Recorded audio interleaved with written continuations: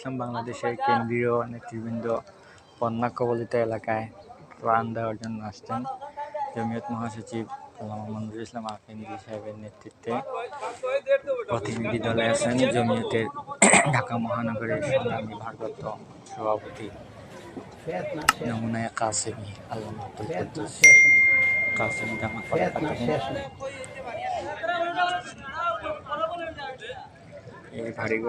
ভাবে আসছে না।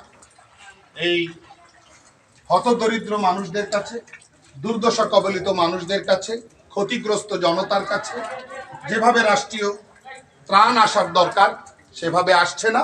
এটা আমাদের জন্য অত্যন্ত দুঃখজনক বিষয়। আমরা দাবি জানাবো জমিয়ত উলামা ইসলাম বাংলাদেশের মতো একটি প্রাচীনতম রাজনৈতিক সংগঠনের পক্ষ থেকে যেন ক্ষতিগ্রস্ত মানুষের দোরগোড়ায় রাষ্ট্রীয় ত্রাণ পৌঁছে যায় এবং দুর্যোগ ও ত্রাণ মন্ত্রণালয় যেন যথাযথভাবে দায়িত্ব পালন করে। যেভাবে দায়িত্ব পালন করবার কথা ছিল সেভাবে দায়িত্ব পালন না করারও আমরা তীব্র নিন্দা জানাই। আগামীতে যেন মানুষ, হকদার যারা, ক্ষতিগ্রস্ত যারা এবং দুর্ভোগ পোহাচ্ছেন যারা, তাদের কাছে যেন দ্রুত সময়ের মধ্যে সাহায্য চলে আসে।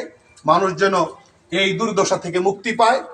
এই অসহনীয়, অবর্ণনীয়, অকল্পনীয় কষ্ট থেকে মানুষ যেন মুক্তি পায়, সে ব্যাপারে যথাযথ পদক্ষেপ নেওয়ার জন্য আমরা দলের পক্ষ থেকে সরকারের দৃষ্টি আকর্ষণ করছি, দুর্যোগ ও ত্রাণ মন্ত্রণালয়ের দৃষ্টি আকর্ষণ করছি।